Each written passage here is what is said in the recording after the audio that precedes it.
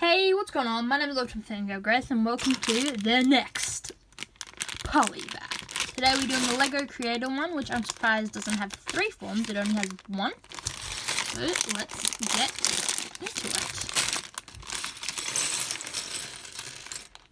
There we go. All of them are out. And this I'll just see you in a second.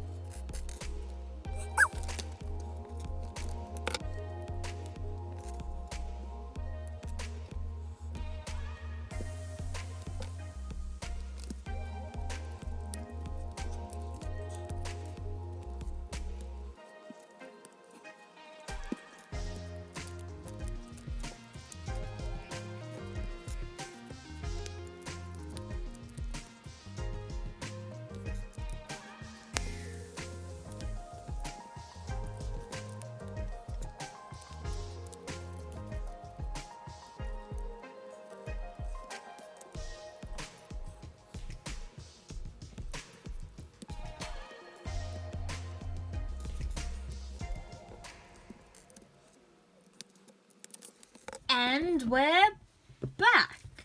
So just finished with the car and I think it is definitely a cool one. I like how these all line up and everything.